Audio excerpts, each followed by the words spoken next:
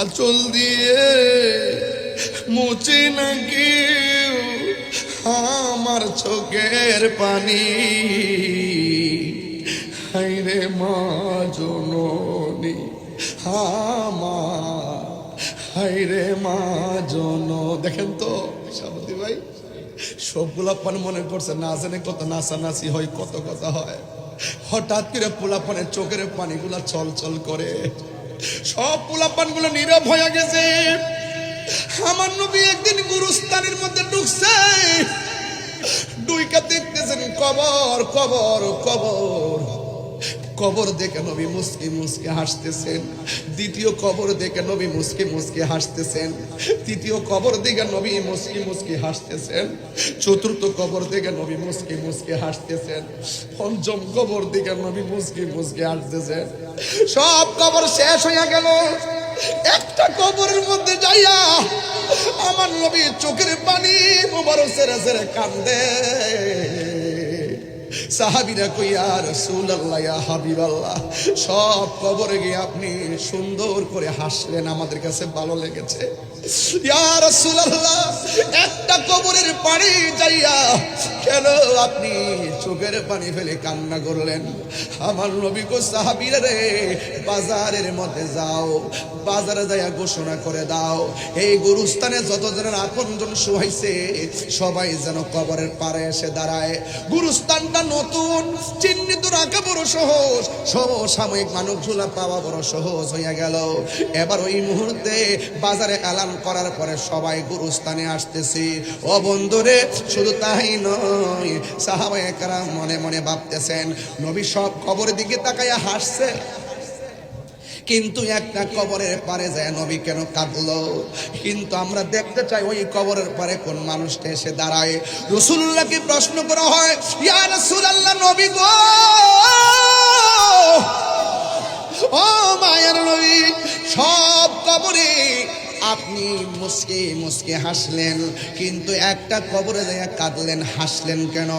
আমার নবী, আপনার নবী রহমাতুল লিল আলামিন ডাক দিয়া বলে, আমি কেন হাসছি জানোনি? একটা মাত্র কারণে আমি হাসছি, একটা মাত্র কারণে আমি হাসছি। আমি যখন গুরুস্থানে ঢুকলাম, আমি দেখলাম গুরুস্থানে যতজনকে শোয়াইছে প্রত্যেকের নিচে আমার আল্লাহ জান্নাতের গালিচা বিছায়া রাখছি, তারা আরাম করে ঘুমায়া রইছে। হ্যাঁ পৃথিবীর মানুষ, ইয়া রাসূলুল্লাহ, নবী গো, তাইলে একটা কবর পারে যাইয়া কেন কাঁদলেন? সেটা আমি পরে বলবো। এবার সবাই তাকায়া রইছে, ওই কান্না যে কবরটা সেখানে কে এসে দাঁড়ায়? সব জায়গায় মানুষ দাঁড়ানো শেষ, আর ওই জায়গার মধ্যে মানুষ আসতে একটু দেরি হয়েছে। কিন্তু সাহাবায়ে কেরাম বলেন, নবীও কবর দিকে তাকায়া রইছে, আমরাও তাকায় রইছি। একটা কৌতূহল শুরু হয়ে গেছে, নবী কাঁদলো কেন? কবর পারে কে এসে দাঁড়ায়? আমরা সবাই অবাক দৃষ্টিতে তাকায় রইলাম। হঠাৎ করে দেখলাম কোন যুবক কবরের পারে আসে না, কোন ছেলে মানুষ আসে না, কিন্তু দেখলাম অতি বৃদ্ধা একটা মহিলা লাঠি বহর কইরা কইরা কবরের পারে এসে দাঁড়াইলো। আল্লাহর হাবিব ডাক দিয়া বলে, মা, ও মা গো, মা, আপনি এই কবরের পারে দাঁড়াইলেন, এই কবরের মানুষটা আপনার কি হয়? মা ডাক দিয়ে কয়, এই কবরটা আমার সন্তানের হয়। রাসূল ডাক দিয়ে বলে, মা, আপনি জানেননি আপনার ছেলে কবরে কোন অবস্থায় আছে? মা জিজ্ঞেস করে, আল্লাহ এবং রাসূলই ভালো জানে।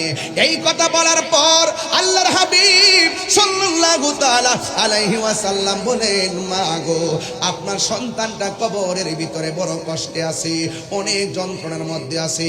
জাহান্নামের হাওয়া এই কবরের মধ্যে ঢুকছে, এমন ভাবে কান্না করতেছে, এমন ভাবে কষ্ট আছে, এমন ভাবে সে কষ্টে আছে। হ্যাঁ যুবক ভাইয়ারা, হ্যাঁ মুরব্বী বাবারা, হ্যাঁ শাস্তাগঞ্জের বাবা, ছবিগঞ্জের বাবা, লাখাইয়ের বাবা, মিরপুর বাহুবলের বাবা, ওই চুনারুঘাট মাধবপুরের বাবা, একটা কথা বলে দিয়ে যায়, সব আজকে ছুঁড়ে ফেলে দিবেন না। একটা কথা মনে রাখবেন, এই দিন না আরো দিন আছে। কথা কোন ঠিক না বেঠিক রে বাবা? হ্যাঁ বন্ধু, আল্লাহর হাবিব ডাক দিয়ে কই, মা, আপনি জানেননি আপনার সন্তানটা কবরের মধ্যে কি অবস্থায় আছে? বন্ধুরি আমার, ও আমার পুরা উলান বাজারের বাবা, নতুন ব্রিজের বাবা, কি ভাষায় ওয়াজ করব? একটা কথা বলে দিয়ে যায়, আজকের ওয়াজটারে ছুঁড়ে ফেলে দিবেন না। এবার মহিলা যেই মাত্র শুনছে আমার নবী বলেছেন তোমার সন্তানটা জাহান্নামের অগ্নিতপ্ত হাওয়ার মধ্যে কাতরাচ্ছে, এই কথা যেই মাত্র শুনছে, শুনুন আমার মা যদি এই মুহূর্তে শুনে, অথবা শাহাবুদ্দিন হুজুরের আম্মা যদি এই মাত্র শুনে, না দুনিয়াতে তো নাই, কিন্তু আমার আম্মা যদি শুনে, পৃথিবীর সব মা যদি শুনে যে তার সন্তানের মাথাটা ফেটে গেছে, মা কি তখন হাসবে না কাঁদবে? কিন্তু আমার নবী যখন বলল আপনার সন্তানটা জাহান্নামের আগুনে জ্বলতেছে, ওই মুহূর্তে মা হাসে নাই, মা কান্না করে নাই, চোখ দিয়া পানি আসে নাই, ওই মা তখন মুস্কি মুস্কি হাসতে শুরু করেছেন। আল্লাহর হাবিব ডাক দিয়ে বলে, মা আপনাকে বললাম আপনার সন্তান কবরে আযাবের মধ্যে আছে, এটা শোনার পরও কেন আপনি হাসলেন, কারণটা কি? এবার মা তার দুঃখের বিবরণ দেয়। সন্তান মা বাপরে কষ্ট দিবে আর আমার সামনে বসে ওয়াজ শুনবে, ওই শ্রোতা তাহিরি দরকার নাই।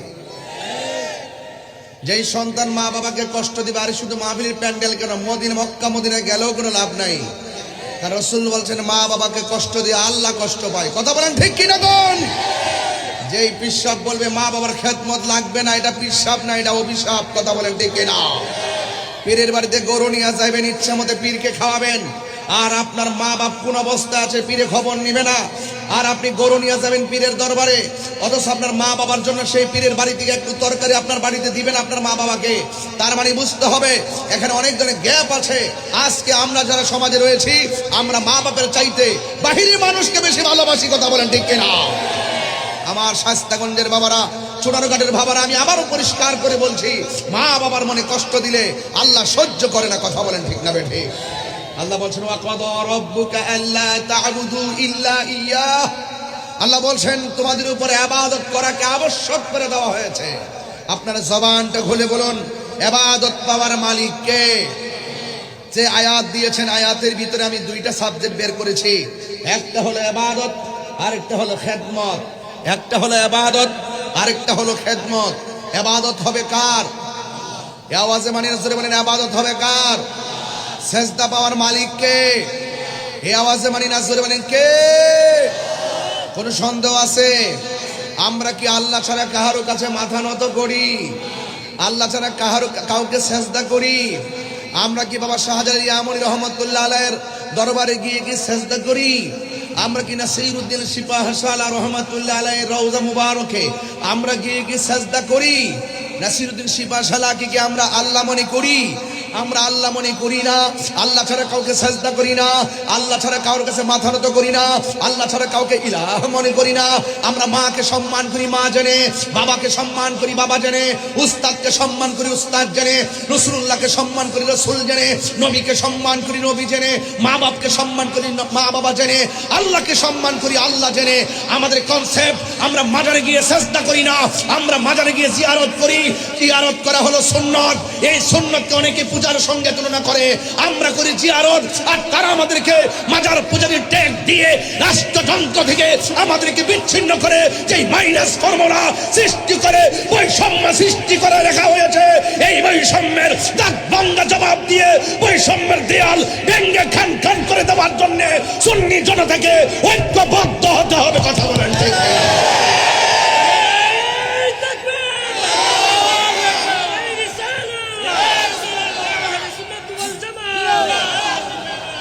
আমার ভাইয়েরা, কথা পরিষ্কার, কথা অত্যন্ত আকাশে উদীয়মান তারকারাজির মতন পরিষ্কার, আকাশে দীপ্যমান সূর্যলোকের মতো পরিষ্কার, আকাশে উদীয়মান সূর্যালোকের মতো পরিষ্কার। ইউনিভার্সাল ট্রুথ হিসাবে আমি বলে দিয়ে যেতে চাই, আজকে রাষ্ট্রযন্ত্র আহলে সুন্নাত ওয়াল জামাতকে মাইনাস ফর্মুলায় রেখেছে একটা মাত্র কারণ, ওই সমস্ত রাষ্ট্রযন্ত্রের ডানে বামে স্বাধীনতা বিরোধী, সার্বভৌমত্বের বিরোধী, ধর্মদ্রোহী, দেশদ্রোহী মানুষের ছত্রছায়ায় রাষ্ট্রযন্ত্র পরাধীনতার শৃঙ্খলা আবদ্ধ হওয়ার কারণে মনে হচ্ছে যেন জিম্মি হয়ে আছে। সেই জিম্মির দেয়ালকে ভেঙে দিতে হলে এই দেশের 65% তরিকাপন্থীকে এই দেশের সার্বভৌমত্ব সুরক্ষায় কাজে লাগাতে হবে। কথা বলেন ঠিক কিনা বলেন?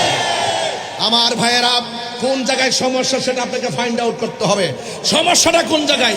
শিক্ষিত সমাজ কয় সুন্নিরা মাজার পূজারী, শিক্ষিত সমাজ কয় সুন্নিরা ভণ্ড, শিক্ষিত সমাজ কয় সুন্নিরা মাজারে গিয়ে পূজা করে, শিক্ষিত সমাজ কয় সুন্নিরা মাজারে গিয়ে সাজদা করে। আসলে কি সাজদা করি? বলে আসল কি সাজদা করি? এই যে আমাকে আয়াত দিয়েছেন, এখন বলবেন যে তাহিরি গরম ভাষায় কথা বলে। আমার হাত বান্দিবি, পা বান্দিবি, মন বান্দিবি কেমনে? মনে করছেন নরম একটা বিষয় দিলেই আমি ঠান্ডা হয়ে যাব? আমি ঠান্ডা হওয়ার পিলাম না, হক কথা বলবই, সাদাকে সাদা বলবই। চুনারগঞ্জের মানুষ, মাধবপুরের মানুষ, শাস্তাগঞ্জ, হবিগঞ্জ, লাখাইয়ের মানুষ, আপনারা বলুন আমরা সুন্নিরা কি দুই না এক? একসাথে থাকলে কারো ক্ষতি হবে না। যদি আলাদা আলাদা থাকেন তাহলে ওই রাষ্ট্রযন্ত্র যেইভাবে বৈষম্য সৃষ্টি করেছে, আজকে শাহপুরান, এরপর চলে গেছে ওই ফরিদপুরি, এরপর চলে যাবে আরেক জায়গায়, 2 দিন পরে দেখবেন ওই উপকারা আবার নাসিরুদ্দিন শিপাশালার দিকে তাকিয়েছে। এই জন্য সেই লাল চোখে আমরা পরিষ্কার ভাষায় বলতে চাই, আল্লাহর ওলির মাজারকে সুরক্ষা করার দায়িত্ব ইনশাআল্লাহ আমাদের। কথা বলেন ঠিক না বেঠিক? সবাইকে এক হতে হবে, সবাইকে ঐক্যবদ্ধ থাকতে হবে। আমার শাস্তাগঞ্জের মানুষ, আমরা কি এখন খানকায় বসে থাকার সময় আছে? আরে হাত তুলে বলো আছে। সবাইকে বলছি অ্যালার্ট থাকুন, সতর্ক থাকুন, ঐক্যবদ্ধ থাকুন। আওয়াজ করে বলুন সাজদা পাওয়ার মালিক কে? আল্লাহ বলছেন ওয়াকাদা রাব্বুকা আল্লা তা'বুদু ইল্লা ইয়াহ, আল্লাহ ছাড়া কারো ইবাদত করা যাবে না। আল্লাহ বলেছেন তোমাদের উপরে ইবাদত করাকে আবশ্যক করে দেওয়া হয়েছে।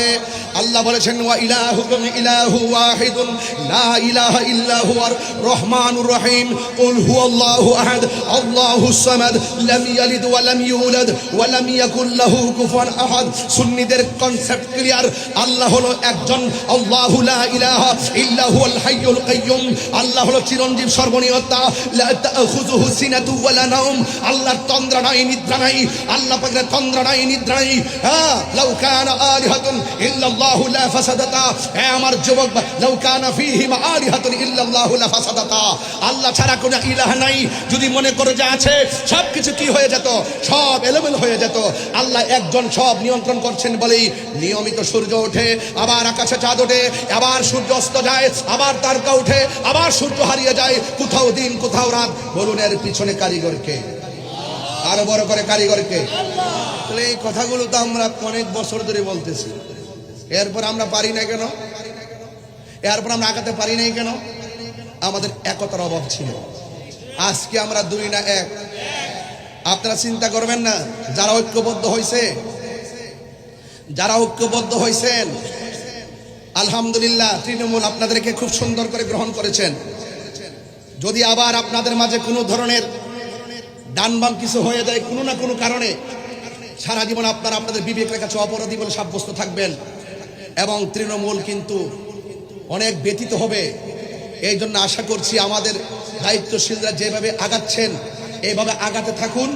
ইনশাআল্লাহ কোটি সুন্নি জনতা আমরা মাঠে ময়দানে আছি। কথা বলেন ঠিক না বেঠিক?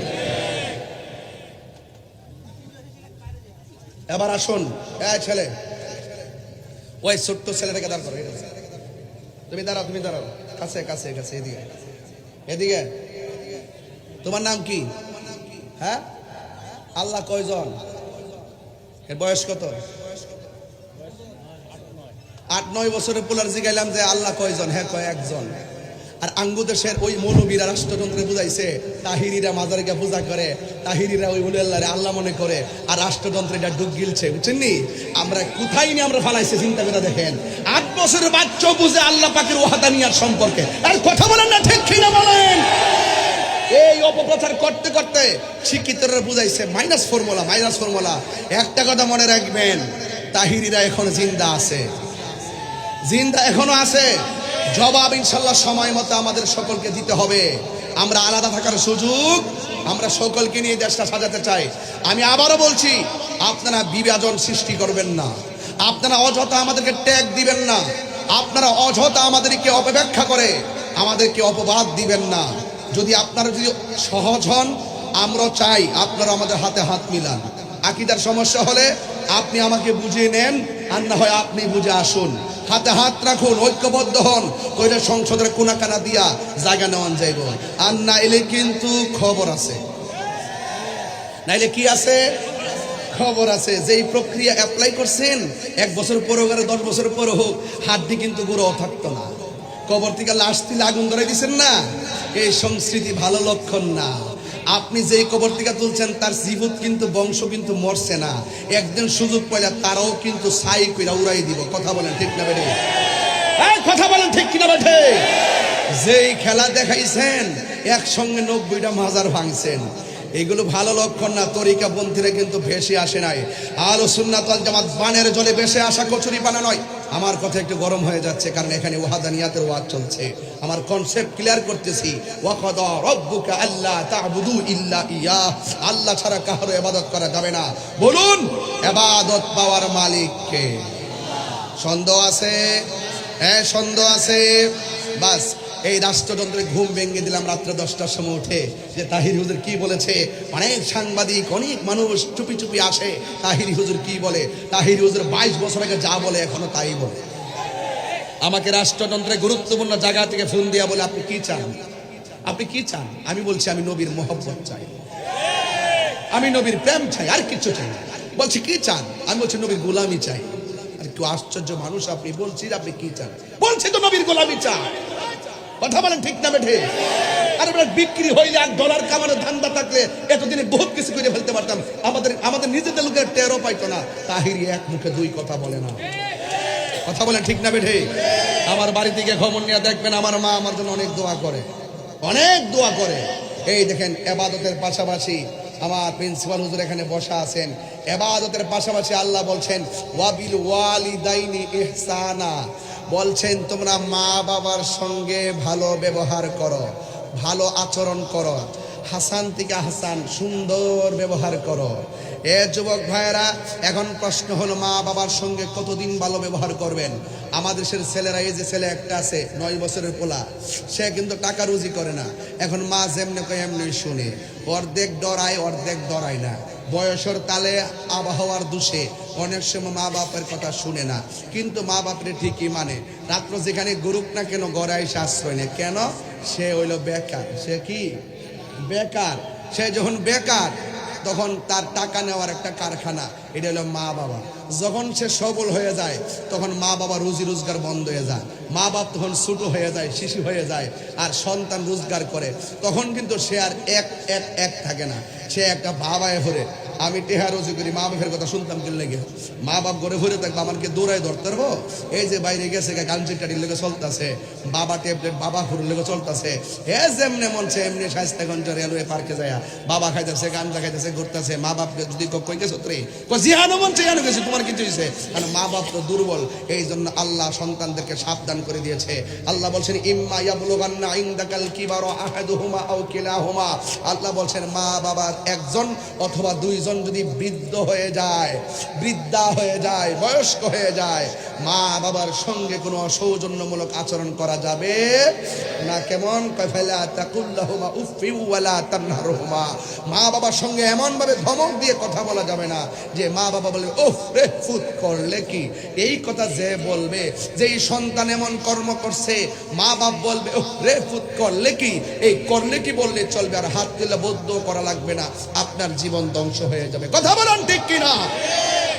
এখন প্রশ্ন হলো, ও তাহিরি হুজুর, তাহলে মা বাবার সঙ্গে ব্যবহার করব কেমনে? আল্লাহ পাক বলে দিয়েছেন ওয়া কুল লাহুমা কাওলান কারীমা। আল্লাহ রাব্বুল আলামিন বলেন মা বাবার সঙ্গে ধমক দিয়ে কথা বলা যাবে না। আল্লাহ বলেন ওয়া কুল লাহুমা কাওলান কারীমা, মা বাবার সঙ্গে সম্মানজনক ব্যবহার করা লাগবে, মা বাবার সঙ্গে ভালো ব্যবহার করা লাগবে। আল্লাহ রাব্বুল আলামিন বলেন ওয়াখফিজ লাহুমা জানাহাযুল্লি মিনার রাহমা, মা বাবার সঙ্গে গ্যাবাড়ি দেখায় কথা বলো না, মমতার ছায়া বিছায়া কথা বলো, মমতার চাদর বিছায়া কথা বলো। মা বাবারে ধমক দেওয়া যাবে না। বন্ধুরে, ও বন্ধু, মা বাবার সঙ্গে খারাপ ব্যবহার যারা করেছি, আমি আমি তাহেরি অনেক দেখেছি মা বাবার সঙ্গে যারা খারাপ ব্যবহার করেছে এরা কোটিপতি হইল মনের মধ্যে শান্তি নাই। হ্যাঁ বন্ধু, আমার নবী আপনার নবী রহমাতুল লিল আলামিন হায়াতুন নবী জিন্দা নবী বলেছেন আল জান্নাতু তাহাতা আকদামিল উম্মাহাত। মা বাবার পায়ের নিচে সন্তান, মায়ের পায়ের নিচে সন্তানের জান্নাত। রিদার রাব্বি ফি রিদাল ওয়ালিদাইন ওয়া সাকাতুর রাব্বি ফি সাকাতিল ওয়ালিদাইন। মা বাবার সন্তুষ্টিতেই আল্লাহর সন্তুষ্টি, মা বাবার সন্তুষ্টিতেই আল্লাহর সন্তুষ্টি। এই জন্য মা বাবার মনে কষ্ট দেওয়া যাবে না। ও যুবক ভাইরা, পায়ের মধ্যে হাত দিয়ে বলি, মা বাবার মনে যারা কষ্ট দিবে রে, মা বাবার মনে যারা দুঃখ দিবে এরা ইহকালও হারাবে পরকালও হারাবে। আমার নবী আপনার নবী বলেন আলা উনাব্বিউকুম বিআকবারিল কাবাইর। আমি কি তোমাদেরকে কবিরা গুনার মধ্যে বড় কবিরা গুনাহ সম্পর্কে তোমাদেরকে অবহিত করব না? কুলনা, সাহাবায়ে কারাম বলেন ক্বাবালা ইয়া রাসূলুল্লাহ, অবশ্যই কবিরা গুনার মধ্যে সবচাইতে বড় কবিরা গুনাহ কোনটা আমাদেরকে বলেন। আল্লাহর হাবিব বললেন আল ইশরাকু বিল্লাহ, আল্লাহর সঙ্গে শরীক করা, ওয়া উকুকুল ওয়ালিদাইন, মা বাবার অবাধ্যচারণ করা। এই জন্য মা বাবার সঙ্গে বিয়াদবি করা যাবে না। সাআলতু রাসূলুল্লাহি সাল্লাল্লাহু তাআলা আলাইহি ওয়াসাল্লাম, সাহাবী বলেন আমি রাসূলুল্লাহকে প্রশ্ন করলাম আইয়ুল আমালি আহাব্বু ইলাল্লাহ, আল্লাহর কাছে সবচাইতে ভালো এবং মঙ্গলজনক আমলটা কোনটা? ইয়া রাসূলুল্লাহ, আল্লাহর কাছে সবচাইতে ভালো আমল কোনটা, উত্তম আমল কোনটা? আল্লাহর হাবিব সাল্লাল্লাহু তাআলা আলাইহি ওয়াসাল্লাম বলেন আসসালাতু আলা ওয়াক্তিহা। আল্লাহ রাব্বুল আলামিন বলেন, আল্লাহ রাব্বুল আলামিনের হাবিব সাল্লাল্লাহু আলাইহি সাল্লাম বলেন তোমরা যে প্রশ্ন করেছো আল্লাহর কাছে সবচাইতে ভালোবাসার আমল কোনটা, আল্লাহর হাবিব বলেন আসসালাতু আলা ওয়াক্তিহা। আল্লাহর হাবিব বলেন সবচাইতে উত্তম আমল হলো সময় মতো নামাজ কায়েম করা, সময় মতো নামাজ পড়া। কুলতু, সাহাবায়ে কেরাম বললেন ইয়া রাসূলুল্লাহ, এরপরে সুম্মা আইয়ুন, এরপরে কোনটা? আল্লাহর হাবিব সাল্লাল্লাহু তাআলা আলাইহি ওয়াসাল্লাম বললেন বিরুল ওয়ালিদাইন, এরপরে সর্বোত্তম ইবাদত হলো মা বাবার সঙ্গে সদ্ব্যবহার করা। কুলতু সুম্মা আইয়ুন, আমি জিজ্ঞেস করলাম ইয়া রাসূলুল্লাহ এরপরে কোন আমলটা সবচাইতে উত্তম? ক্বালা রাসূলুল্লাহি সাল্লাল্লাহু তাআলা আলাইহি ওয়াসাল্লাম আল জিহাদু ফি সাবিলিল্লাহ, এরপরে সবচাইতে উত্তম আমল হলো আল্লাহর রাস্তায় জিহাদ করা। যুবক ভাইরা, যেই জায়গার মধ্যে আল্লাহর হাবিব বলেছেন আল্লাহ রাব্বুল আলামিনের কাছে সবচাইতে প্রিয় উত্তম আমলটা হলো সময় মতো নামাজ পড়া। আজকে বড় কষ্ট লাগে, দুঃখ লাগে, মসজিদের মধ্যে আজান হয়, যখন ফজরের নামাজের আজান হয় সারা রাত মোবাইলটা চালাইয়া আজান দেওয়ার পরে মোবাইলটা চার্জ লাগায় ঘুমে যায়। এটাই হলো শতকরা 80% যুবকের বাস্তবতা। কথা বলেন ঠিক কিনা? সে মনে মনে কল্পনা করে আজানটা হয়েছে কিনা, চার্জটা শেষ হয়েছে কিনা, আজানটা দেওয়ার পরে মোবাইলটারে চার্জে লাগায় ঘুমে যায়। অথচ মুয়াজ্জিন যখন বলে আসসালাতু খায়রুম মিনান নাওম, ঘুম থেকে নামাজ উত্তম, অথচ বান্দা চয়েস করেছে নামাজ থেকে ঘুম উত্তম। আল্লাহ বলে বান্দা তুই আমার সঙ্গে নাফরমানি করেছিস। আল্লাহ রাব্বুল আলামিন বলেন ও পৃথিবীর মানুষ, আমাকে যদি তোমরা স্মরণ করো আমি আল্লাহ তোমাদেরকে স্মরণ করব। এই জন্য আমার ভাইয়েরা, আল্লাহ সময় মতো নামাজে যাওয়া বড় ফজিলত রয়েছে। আজকে মনে বড় দুঃখ লাগে, অনেকগুলো মসজিদের পাশে দোকানদার থাকে, কিছু কিছু দোকানের ভিতরে ক্যারাম বোর্ড টাকা দিয়া চালানো হয়। এক বুট খেললে 100 টাকা, 2 বুট খেললে 200 টাকা। যখন মসজিদের মধ্যে নামাজ চলে, যেই আঙ্গুল দিয়া মসজিদে কয় আশহাদু আল্লাহ ইলাহা ইল্লাল্লাহ, মসজিদের ভিতরে যে আঙ্গুল দিয়ে শাহাদা পড়ে, আর ক্যারাম বোর্ডের মধ্যে ওই আঙ্গুল দিয়ে তারা খেলাধুলা করে। ও বন্ধুগণ, খবর আছে, খবর আছে, খেলায় খেলায় সময় নষ্ট করে দিও না রে বাজি। এই জন্য আমার আল্লাহর হাবিব বলেন এরপরে সবচাইতে উত্তম আমল হলো মা বাবার খেদমত করা। এক লোক সাহাবীকে জিজ্ঞাসা করি, আর ও নবীর সাহাবী, আমি তো একটা মেয়ের বিয়ের প্রস্তাব দিয়েছিলাম, মেয়েটা আমার বিয়ের প্রস্তাবে রাজি হয় নাই। এরপরে কিছুক্ষণ পরে দেখলাম মেয়েটাকে আর একটা ছেলে বিয়ের প্রস্তাব দিয়েছে, শুধুমাত্র বিয়ের প্রস্তাবই দেয় নাই, মেয়েটা বিয়ের প্রস্তাবের মধ্যে রাজি হয়ে গেছে। এরপরে ছেলেটার সঙ্গে মেয়েটার বিয়ে হয়ে গেছে। এখন মনে মনে ভাবলাম এই ছেলেটাও ছেলে, আমিও ছেলে। আমি মেয়েটারে প্রশ্ন করলাম, তোমাকে পছন্দ করি, তোমাকে বিয়ে করতে চাই। মেয়ে বলে আমি রাজি নয়, কিন্তু একটা ছেলে আমার চাইতে বেশি সুবিধা নয়। মেয়েটা বলে তোমার প্রস্তাবে রাজি, বিয়ে হয়ে গেছে। আমি ছেলে তখন মেয়েটার প্রতি ক্ষুব্ধ হয়ে গেছি। আমি মেয়েটারে নিজের হাত দিয়া খুন করেছি। নবীর সাহাবী গো, ও সাহাবী একটু বলেন না, এত বড় গুনাহ যে আমি করছি, আমার গুনাহটা ক্ষমা হবে নি? তখন নবীর সাহাবী ডাক দিয়া কয়, যুবক, আমি তোমার কাছে জানতে চাই তোমার মা বেঁচে আছেনি? এবার ছেলেটা কয়, না, আমার মা দুনিয়াতে বেঁচে নাই। আর একটা সাহাবী শুই না কয়, ও নবীর সাহাবী, এই ছেলেটা বলছে মেয়েকে খুন করেছে। আপনি বললেন এই ছেলেটা বলছে মেয়েকে খুন করেছে, অথচ ছেলেটা বলছে আমার ক্ষমা আসেনি। আপনি তাকে ক্ষমা রাস্তা না দেখাইয়া আপনি প্রথম বলছেন তার মা আসেনি। দোষ করলো ছেলে, মাকে কেন তালাশ করলেন? ওই সাহাবী ডাক দিয়া কয়, ও নবীর সাহাবী,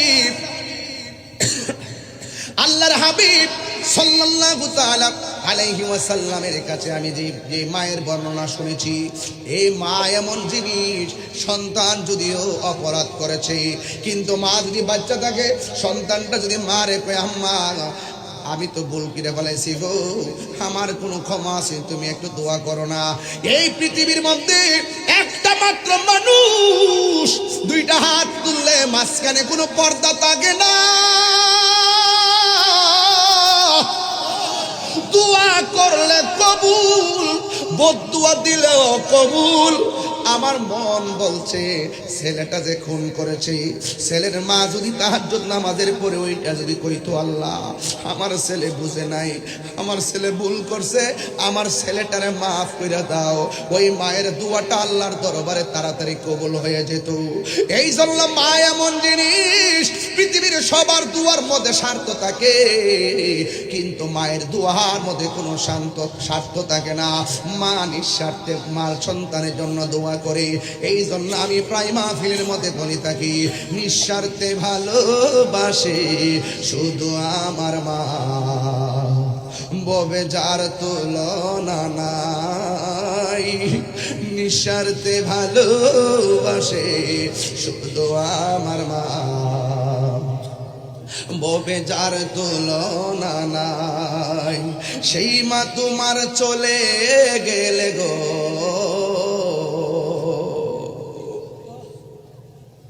শীতের মধ্যে বাড়িতে গিয়ে দরজা খুলছে কত মা দুঃখিনী।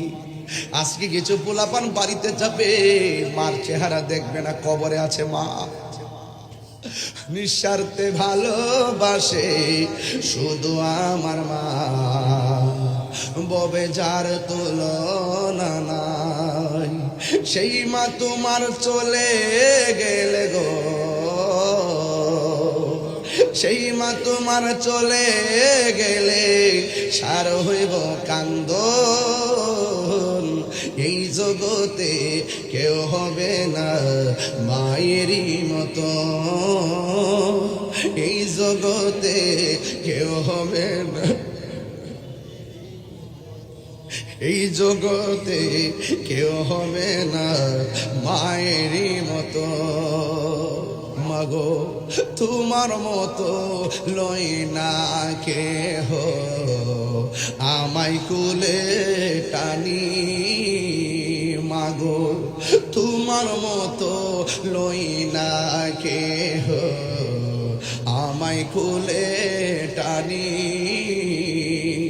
আঁচল দিয়ে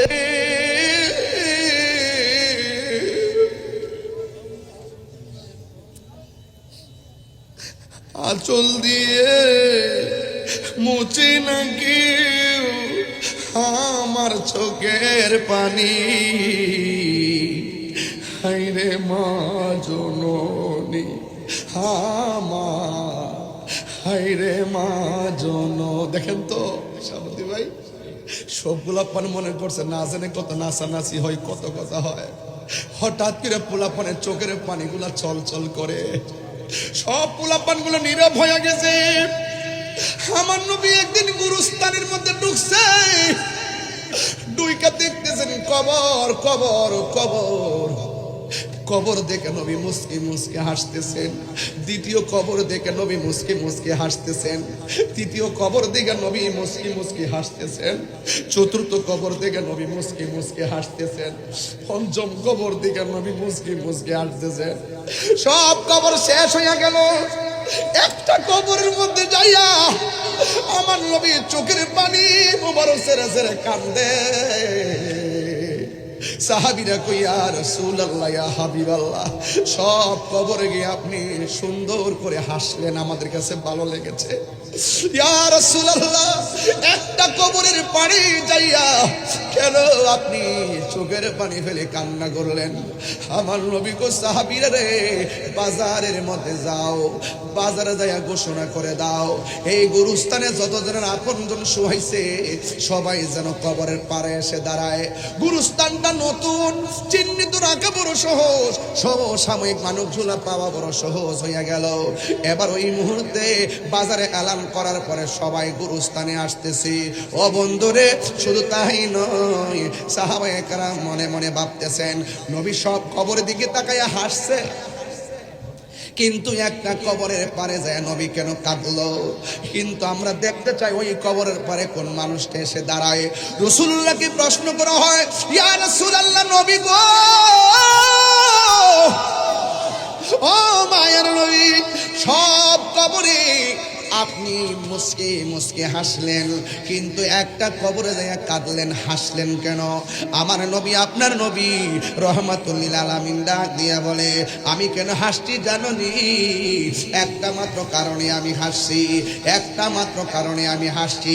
আমি যখন গুরুস্থানে ঢুকলাম, আমি দেখলাম গুরুস্থানে যতজনকে শোয়াইছে প্রত্যেকের নিচে আমার আল্লাহ জান্নাতের গালিচা বিছায়া রাখছি, তারা আরাম করে ঘুমায়া রইছে। হ্যাঁ পৃথিবীর মানুষ, ইয়া রাসূলুল্লাহ, নবী গো, তাইলে একটা কবরের পারে যায় কেন কাঁদলেন? সেটা আমি পরে বলবো। এবার সবাই তাকায় রইছে, ওই কান্না যে কবরটা সেখানে কে এসে দাঁড়ায়? সব জায়গায় মানুষ দাঁড়ানো শেষ, আর ওই জায়গার মধ্যে মানুষ আসতে একটু দেরি হয়েছে। কিন্তু সাহাবায়ে কেরাম বলেন, নবীও কবরের দিকে তাকায় রইছে, আমরাও তাকায় রইছি। একটা কৌতূহল শুরু হয়ে গেছে, নবী কাঁদলো কেন? কবর পারে কে এসে দাঁড়ায়? আমরা সবাই অবাক দৃষ্টিতে তাকায় রইলাম। হঠাৎ করে দেখলাম কোন যুবক কবরের পারে আসে না, কোন ছেলে মানুষ আসে না, কিন্তু দেখলাম অতি বৃদ্ধা একটা মহিলা লাঠি বহর কইরা কইরা কবরের পারে এসে দাঁড়াইলো। আল্লাহর হাবিব ডাক দিয়া বলে, মা, ও মা গো, মা, আপনি এই কবরের পারে দাঁড়াইলেন, এই কবরের মানুষটা আপনার কি হয়? মা ডাক দিয়ে কয়, এই কবরটা আমার সন্তানের হয়। রাসূল ডাক দিয়ে বলে, মা, আপনি জানেননি আপনার ছেলে কবরে কোন অবস্থায় আছে? মা জিজ্ঞেস করে, আল্লাহ এবং রাসূলই ভালো জানে। এই কথা বলার পর আল্লাহর হাবিব সাল্লাল্লাহু তাআলা আলাইহি ওয়াসাল্লাম বলেন, মা গো, আপনার সন্তানটা কবরের ভিতরে বড় কষ্টে আছে, অনেক যন্ত্রণার মধ্যে আছে। জাহান্নামের হাওয়া এই কবরের মধ্যে ঢুকছে, এমন ভাবে কান্না করতেছে, এমন ভাবে কষ্ট আছে, এমন ভাবে সে কষ্টে আছে। যুবক ভাইয়ারা, মুরব্বী বাবারা, শাস্তাগঞ্জের বাবা, ছবিগঞ্জের বাবা, লাখাইয়ের বাবা, মিরপুর বাহুবলের বাবা, ওই চুনারুঘাট মাধবপুরের বাবা, একটা কথা বলে দিয়ে যায়, সব আজকে ছুঁড়ে ফেলে দিবেন না। একটা কথা মনে রাখবেন, এই দিন না আরো দিন আছে। কথা কোন ঠিক না বেঠিক রে বাবা? হ্যাঁ বন্ধু, আল্লাহর হাবিব ডাক দিয়ে কয়, মা, আপনি জানেননি আপনার সন্তানটা কবরের মধ্যে কি অবস্থায় আছে? বন্ধুরি আমার, ও আমার পুরান বাজারের বাবা, নতুন ব্রিজের বাবা, কি ভাষায় ওয়াজ করব? একটা কথা বলে দিয়ে যায়, আজকের ওয়াজটারে ছুঁড়ে ফেলে দিবেন না। এবার মহিলা যেই মাত্র শুনছে, আমার নবী বলেছেন, তোমার সন্তানটা জাহান্নামের অগ্নিতপ্ত হাওয়ার মধ্যে কাতরাচ্ছে। এই কথা যেই মাত্র শুনছে, শুনুন, আমার মা যদি এই মুহূর্তে শুনে, অথবা শাহাবুদ্দিন হুজুরের আম্মা যদি এই মাত্র শুনে, না দুনিয়াতে তো নাই, কিন্তু আমার আম্মা যদি শুনে, পৃথিবীর সব মা যদি শুনে যে তার সন্তানের মাথাটা ফেটে গেছে, মা কি তখন হাসবে না কাঁদবে? কিন্তু আমার নবী যখন বলল আপনার সন্তানটা জাহান্নামের আগুনে জ্বলতেছে, ওই মুহূর্তে মা হাসে নাই, মা কান্না করে নাই, চোখ দিয়া পানি আসে নাই, ওই মা তখন মুস্কি মুস্কি হাসতে শুরু করেছেন।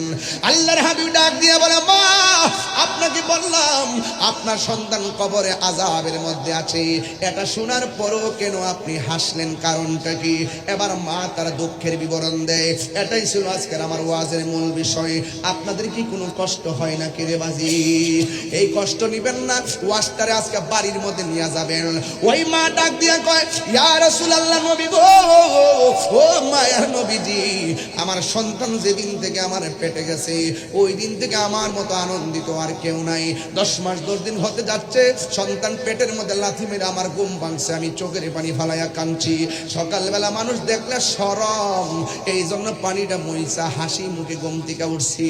ও নবী, আমি যখন খাইতে বসছি, আমার পোলা পেটের মধ্যে লাথি মারছে, আমি খাবারের প্লেট রাখা দিছি। মানুষ জিজ্ঞাসা রাখলা কেন? আমি বলছি মুখের মধ্যে রুচি নাই, সন্তানের লাথি আমি গোপন রেখেছি। এরপরও আমার সন্তান আমার লাথি দিলে বড় ভালো লাগে, ব্যথা লাগলেও বড় ভালো লাগে। কারণ হলো একটা, কারণ না লড়লে মনে হয় যেন বাচ্চারা পেটে মইরা রইছে, লাথি যখন দেয় তখন মনে আনন্দ লাগে আমার পোলাটা জিন্দা আছে। এই হলো মায়ের অভিব্যক্তি। ও বন্ধুগণ, ওয়াহনান আলা ওয়াহনিন, এই পৃথিবীর মধ্যে কষ্টের পর কষ্ট যা করে, তিনি হলো তোমার মা। এমন ভাবে 10 মাস 10 দিন আমি যখন ঘরের দরজা লাগাইয়া দাইমা আমারে লইয়া বইছি, আমি নাকি সন্তান প্রসবের সময় প্রসবের সময় কয়েকবার বেহুশ হয়ে গেলাম। এরপরে যাক আল্লাহ বাঁচায় রাখছে, আমি সুন্দর করে সন্তানটারে প্রসব করলাম, তিলে তিলে সন্তানটারে বড় করলাম। আমার শরীরটা দুর্বল হয়ে গেছে, তখন আমার সন্তান আমারে মূল্য দেয় না। একদিন বললাম, বাবা এমন ব্যবহার করিস না, বড় কষ্ট পায়। এই সন্তান আমাকে ধমক মারছে, যেই মাত্র ধমক মারছে, মা কই পুত্রে আমার এমন ভাবে ধমকটা দিলে কেন? তখন নবী গো, আমি সন্তানের কষ্ট পাই, আল্লাহর কাছে হাত বাড়াইছি, আল্লাহরে ডাক দিয়ে বলছি, আল্লাহ আমার পোলা মানে যে কষ্টটা দিতাছে, তুমিও তারে কষ্ট দিও। আল্লাহ যে আমি ফাগুলনির দোয়াটা কবুল করছে, এই জন্য আমি হাসতেছি, আমার মতো আনন্দিত আর কেউ নাই। এরপরে আমার নবী তো উম্মতের কান্ডারি, উম্মতের কষ্ট সহ্য করতে পারে না। ওই মুহূর্তে আল্লাহর হাবিব বলেন, মাগো আপনি হয়তো দেখেন না কবরের মধ্যে আযাব হইতেছে, আপনারা আওয়াজ করে বলুন আমার নবী দেখার ক্ষমতা আছে না নাই? ওয়ামা ইয়াস্তাবিল আহইয়া ওয়ালাল আমওয়াত ইন্নাল্লাহা ইউসমিউ মান ইয়াশা।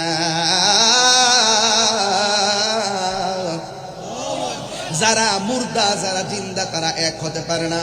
ওয়া মা ইয়াস্তাবিল আহইয়া ওয়ালাল আমওয়াত, যারা মুর্দা যারা জিন্দা তারা সমান হতে পারে না। ইন্নাল্লাহা ইউসমিউ মান ইয়াশা, আল্লাহ যারা ইচ্ছা করে তারে ওই কবরের আযাবের আওয়াজ শোনার ক্ষমতা দান করে, শুধু শোনা নয় দেখারও ক্ষমতা দান করে। আপনারা জবান খুলে বলেন আমার নবীর সেই ক্ষমতা আছে না নাই? এখন আমার নবী তো উম্মতের কান্ডারি, চিৎকার মেরে কন্যা আল্লাহু আকবার। নবী বলছে সবচাইতে 3টা কবিরা গুনাহ বড়, একটা হলো আল্লাহর সঙ্গে শরীক করা, 2 নম্বর হলো মা বাবার সঙ্গে কি করা, অবাধ্যচরণ করা। আর কবিরা গুনাহের ব্যাপারে নবী তো বলছেন শাফাআতি লি আহলিল কাবাইর মিন উম্মতি, উম্মত গুনাহ কইরা ফলাইলো, বড় বড় গুনাহ করলো, নবী সুপারিশ করবে। আল্লাহর হাবিব ওই মায়ের সামনে 2টা হাত আল্লাহকে বাড়াইয়া দিয়ে আল্লাহ, সাহাবায়ে কেরাম তাকায় রইছে। আল্লাহর হাবিবের মতো মুস্তাজিবুদ দাওয়া 1,24,000 পয়গাম্বর কেউ না রে। নবী কইছে সাহাবীরা তোমরা সমস্যা আসেনি? কয় সমস্যা আছে। কয় কি? কয় আকাশের সূর্যটা চোখের মধ্যে লাগে। নবী বলে আল্লাহ আমার সাহাবার চোখের মধ্যে সূর্য লাগে ব্যবস্থা করে দাও। আমার আল্লাহ ওই সূর্যের মুখের মধ্যে মেঘমালা দিয়া দিছে। সাহাবিয়া কেরাম কই ইয়া রাসূলুল্লাহ তলোয়ারটা ভাঙা গেছে। আমার নবী বলে হাতের মধ্যে গাছের ডাল লাও, হাতের মধ্যে গাছের ডাল নিছে, ওই ডাল ঢালটা তরবারি হয়ে গেছে। আমার নবী কয়, হে আলী তুমি কাঁদো কেন? আলী কয়, নবী গো আপনি শুয়ে রইছেন আর ওই দিক দিয়া আসরের নামাজের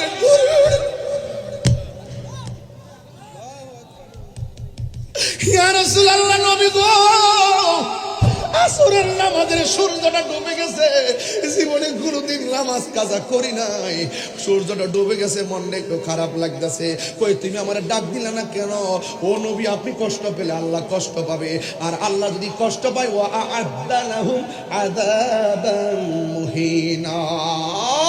ও বন্ধু, আল্লাহর হাবিব মাওলা আলীর চোখের পানি দেখে কই, আলী তুমি কি এখন আসর নামাজ পড়বা? ও নবী সূর্য ডুবে গেছে। আমার নবী ডাক দিয়া কয়, আলী রে শান্ত হও।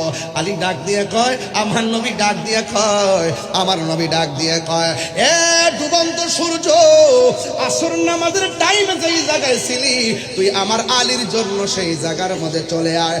নবী দোয়া করতে দেরি, ওই তুই ডুবন্ত সূর্য আসর নামাজের টাইমে এসে হাজির হইতে দেরি হয় নাই। নবীর মতো মুস্তাজিব দাওয়ার কেউ নাই, সময় কম প্লিজ। নবীর মতো মুস্তাজিব দাওয়া কেউ নাই। নবী আমার ডাক দিয়ে ও সাহাবীরা কোনো সমস্যা আসেনি? কয় বালু মাটিতে ধুলা উড়ে, কাফেররা শক্ত মাটির উপরে, এই জন্য ধুলার কারণে ঘোড়া দৌড়ে আমরা তীরের আঘাত দেখি না। আল্লাহর হাবিব আল্লাহ আমার ধুলার কারণে সাহাবারা তীরের আঘাত দেখে না, কাফেররা যেমনে মারে এমনি মুসলমানদের লেগে যায়। ইয়া আল্লাহ আমার সাহাবারা যদি তারা ধ্বংস হয়ে যায় তাইলে কি হবে? তাহলে কি হবে? তাইলে ইসলামের পতাকা পাহারা দিয়া রাখবে কে? ও বন্ধুরে, বন্ধুরে, ও শায়েস্তাগঞ্জের বাবা, ইন দি মিন টাইমে আমার নবী যখন বললেন, ও আল্লাহ, ও আল্লাহ, ও আল্লাহ, আমার সাহাবীরা ধুলাবালির কারণে কিছুই দেখে না, নবী আমার দোয়াটা করতে দেরি, আমার আল্লাহ আসমান থেকে মুষলধারে বৃষ্টি নামাইয়া শক্ত মাটির পিস্তা বানাইছে আর বালু মাটির শক্ত বানাইয়া দিছে। জোরে জোরে কি সুবহানাল্লাহ বলা যাবে না? আমার নবী ডাক দিয়ে সাহাবারা কি বলতে চাও? আল্লাহর হাবিবকে সাহাবায়ে কেরাম বলে, ইয়া রাসূলুল্লাহ যুদ্ধ কইরা এমন তৃষ্ণার্ত হইয়া গেলাম, পানি নাই। রাসূল বলে এনাটা নিয়ে আসো, মানে পাত্রটা নিয়ে আসো।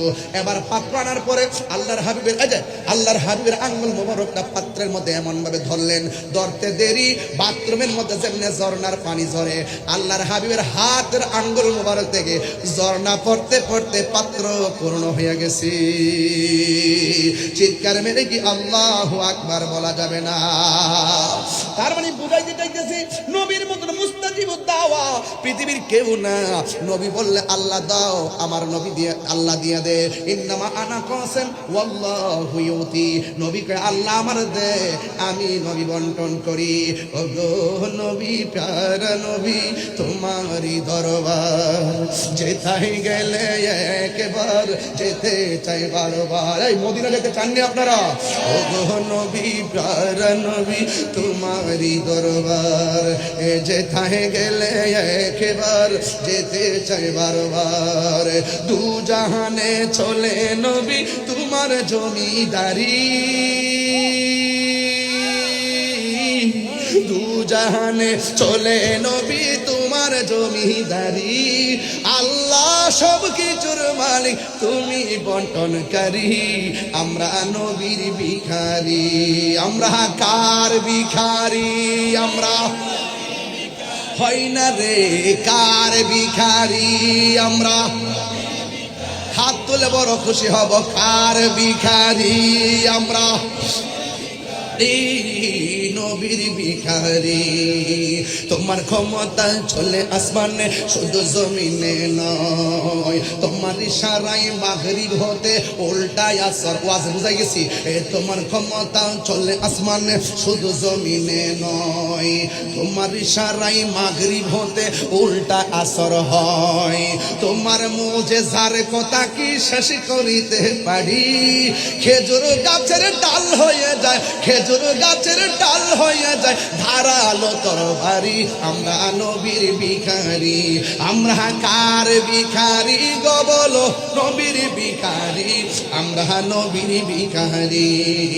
ও গো নবী প্যারা নবী তোমারই দরবার, যেতাই গেলে একবার যেতে চাই বারবার। দু জাহানে চলে নবী তোমার জমিদারি, দু জাহানে চলে নবী তোমার জমিদারি। আল্লাহ সব কিছুর মালিক, তুমি বন্টনকারী। আমরা নবীর ভিখারি, আমরা নবীর ভিখারি। আমরা কার ভিখারি গো বলো, হয় নাই কার ভিখারি গো বলো। আমরা নবীর ভিখারি, আমরা নবীর ভিখারি। জোরে জোরে কি আল্লাহু আকবার বলা যাবে না? হায়রে নবীর মতন মুস্তাজিব দাওয়া কেউ সুবহানাল্লাহ কইতেন না? আসমানো হি পর सब नबी रह गए, अर्शे आज़म पे पहुंचा हमारा नबी। सबसे आला हमारा नबी, सबसे बाला। কত সুন্দর লাগতেছে আমার যুবক পোলা পান্ডি। নবী সবসে আলা আলা মারা নবী, সবসে বালা আলা মারা নবী। क्या खबर कितने किले छुप गए, पुरने डूबे ना डूबा हमारा नबी। में कब्र अंधेरी में घबराऊंगा जब तन्हा, इमदाद मेरी करने আজান রাসূলুল্লাহ। জোরে কোন সুবহানাল্লাহ। আমি বলছি বাবা নবীর মতন মুস্তাজিবুদ দাওয়া কেউ নাই। এবার মা দাঁড়ায় রইছে, আমার নবী বলেন আল্লাহ ওই মহিলা তো কবরে আযাব দেখে না, কিন্তু আল্লাহ মহিলাটারে একটু কবরে আযাবটা দেখাইয়া দাও, এই কবরটারে আলোক করে দাও। এই কবর কি আসল ঘর না নকল ঘর? কিরে বাজি, এই মুহূর্তে 10 বছর একটা কবর খুললে কি পাইবেন কোন তো? না থাকবে, কে বলছে থাকবে? হাড্ডি থাকবে। আমি বাজে বললে গেছি, শিখাইছি। এখন 3 দিন পরে, কয়দিন? 3 দিন পরে নাকটা পচে যায়, 6 দিন পরে নখ গোলা উঠে যায়, 9 দিন পরে মাথার চুল গোলা উঠে যায়, 10 দিন পরে চোখটা ফেটে যায়, 70 দিন পরে পেটটা ফেটে যায়, 60 দিন পরে গোশতগুলো হাড্ডি দিয়ে উঠে যায়, 60 বছর পর্যন্ত হাড্ডিগুলো থাকে। কিছু কিছু হাড্ডি মাথার সারা সহকারে থাকে, 60 বছর পরে মাথার হাড্ডিও থাকে না। ঠিক কিনা? আমার নবী বলে আল্লাহ ওই কবরটারে আলোক করে দাও, মহিলাটা যেন তার সন্তানরে দেখে। এবার মহিলার সামনে কবরটা ফাঁক হয়ে গেছে। এবার আমার নবীজি ওই রুহুর উপর আযাবটা দেখাইয়া দিলেন, আল্লাহও দেখাইয়া দিলেন। এবার মার মন কি হয় জানেননি? একটা কথা মনে রাখবেন, মারে কষ্ট দিয়া 10 দিন বাড়ির বাইরে আপনি আছেন, মারে খাওয়ান দেন নাই। মা অনেক কষ্ট, বাবা অনেক কষ্ট, কিন্তু ভালোবাসার সুরে যদি মারে ডাকটা দেন, হাজার কষ্ট মা সেকেন্ডে ভুলে যায়। যেই মাত্র কবরটা আলোক করলো, মহিলাটা দেখা কয় নবী গো নবী, আগে যদি জানতাম আমার ফুলারে বদুয়া দিলে আমার আল্লাহ এমন ভাবে জ্বালাইব। মাগো আমি কেমন করে দেব মাটি, আমি কেমন করে দেব মাটি তোমার কবরে। মা তুমি আমার আগে যেও না গো মরে।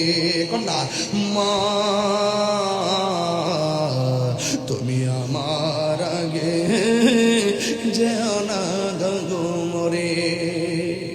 যখন জীবন রাত্রি নিঝুম, নেই চোখে ঘুম, একলা শূন্য ঘরে তোমায় মনে পড়ে মাগো, তোমায় মনে পড়ে।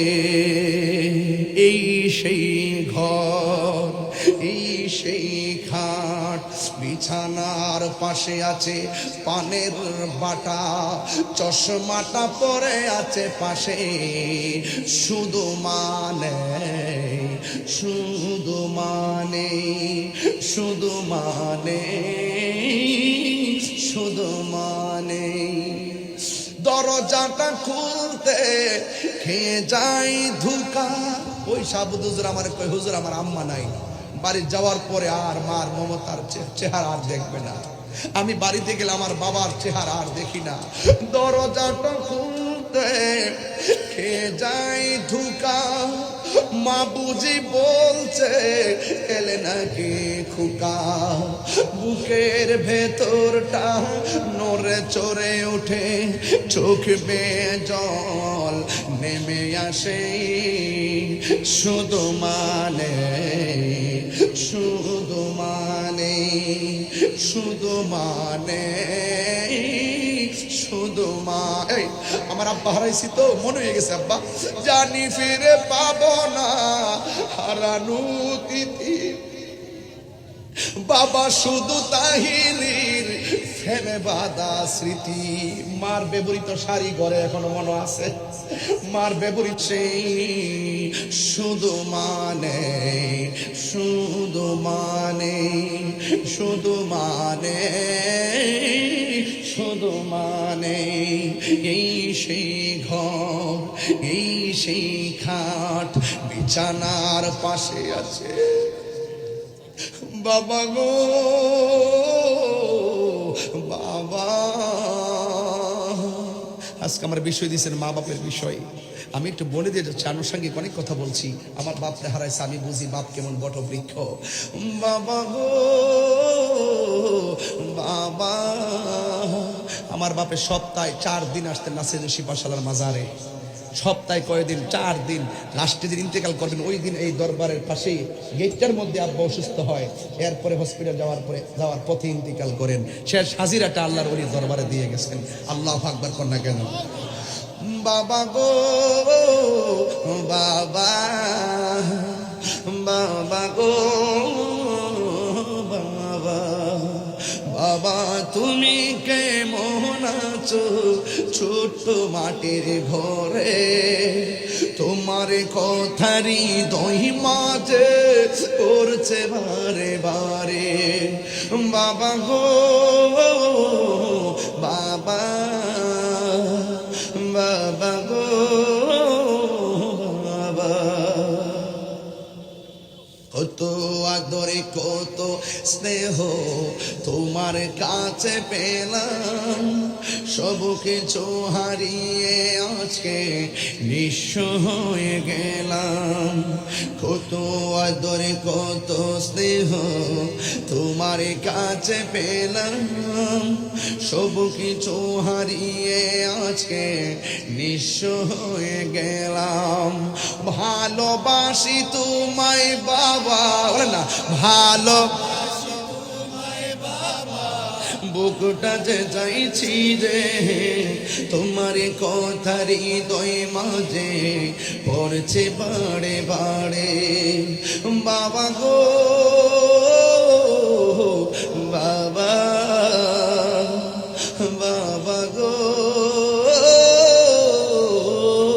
বাবা। পায়ে হাত দিয়া বলে যায়, পায়ে হাত দিয়ে বলা যায়, জীবনে কোনোদিন মা বাপের মনে কষ্ট দিবেন না। দিবেন? আমার যুবক পোলাপানগুলো দিবেন? মা বাপের দোয়ায় শুধু ধনী হয় না, মা বাপের দোয়ায় সন্তান ওলি হয়। আরো বড় করে বলেন সুবহানাল্লাহ। খবরদার, শীত আসছে, নিজে ল্যাপ দিয়ে ঘুমাইলে চলতো না, মা কোন অবস্থায় আছে দেখা লাগবে। কথা কন ঠিক কিনা কন? আমার যুবকদেরকে লাস্ট কালাম, জীবনে কোনোদিন নেশা করা যাবে? সত্যি করে বলো, নেশা করা যাবে?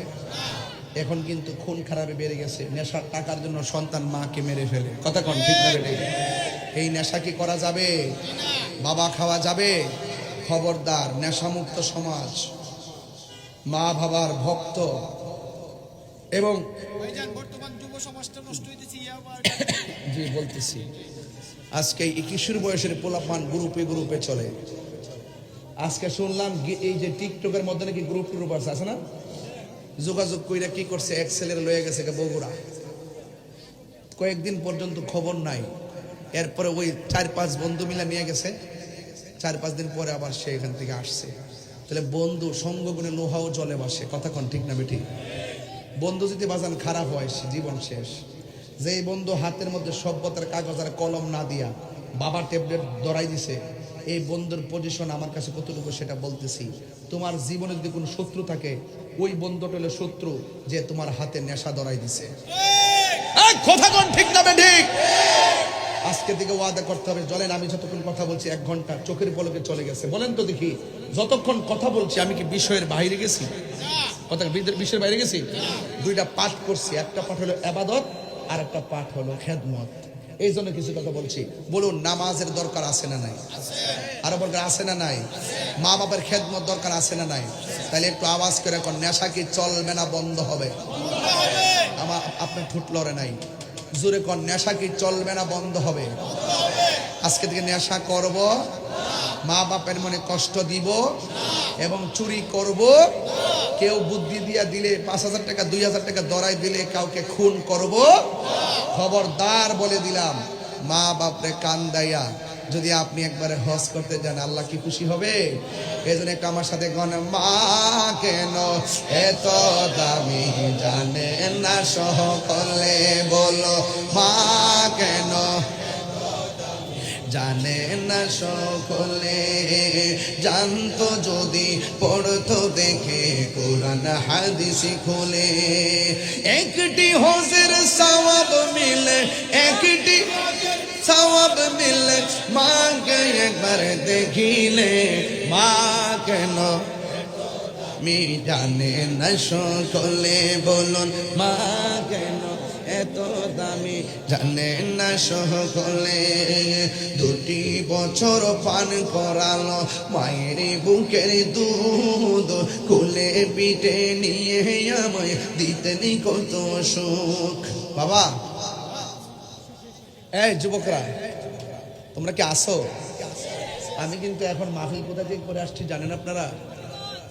নবীগঞ্জ বাগাউড়া, একবারে ওই যে রানীগঞ্জের ব্রিজ আছে না, ব্রিজের কাছাকাছি থেকে একদম প্রোগ্রাম করে দৌড়ায় এসে কিছুক্ষণ রেস্ট করে আসছি। এখান থেকে আরেকটা জায়গায় যাব, হ্যাঁ ওই যে লক্ষ্মীপুর। তো আপনার একটু আওয়াজ করে কোন তো, যদি আপনার একটু মা বাবার খেদমত করেন, এটা সমাজটাকে পরিবর্তন হবে না? একদম হবে না? হবে। এই জন্য সবাই একটু বলেন, হ্যাঁ মা কেন এত দামি জানে না সকলে, জানতো যদি পড়তো দেখে কোরআন হাদিস খুলে। একটি হজের সওয়াব মিলে, একটি হজের সওয়াব মিলে, মাকে একবার দেখিলে, দেখিলে। মা কেন এত দামি জানে না সকলে। 2 বছর পান করালো মায়ের বুকের দুধ, কোলে পিঠে নিয়ে আমায় দিতেন কত সুখ। 2 বছর পান করালো মায়ের বুকের দুধ, কোলে পিঠে নিয়ে আমায় দিতেন কত সুখ। সেই মায়ের কষ্ট দিলে, সেই দিলে খোদার আরো ছোটলে, মা কেন এত দামি জানে না সকলে, বললো মা কেন এত দামি জানে না সকলে। মায়ের প্রসবের কালে কত কষ্ট পাই, বেহুশ হইয়া পড়ে মায়ে আপন বিছানায়। সন্তানের নিয়া কোলে, সন্তানের নিয়া কোলে শোবে তা বলে মা কেন এত দামি জানে না সকলে বলল নে মা কেন এত দামি জানে না সকলে হাত তুলে বলেন হাত তুলে জানাই দেন জানে না সকলে বলল জানে না সকলে বলল নে মা কেন এত দামি জানে না সকলে জানতো যদি পড়তো দেখে কোরআন হাদিস খুলে মকবুল হোসের সওয়াব মিলে মাকে একবার দেখিলে দেখিলে মা কেন এত দামি জানে না সকলে বলুন মা কেন এত দামি জানে না সকলে মা গো মা গো মা মা গো। আসসালামু আলাইকুম ওয়া রাহমাতুল্লাহ। নারে তাকবীর, নারে রিসালাত, নারে গাউসিয়া। আল্লামা মুফতি জহিরুল ইসলাম ফরিদী সাহেবের আগমন। নারে রিসালাত।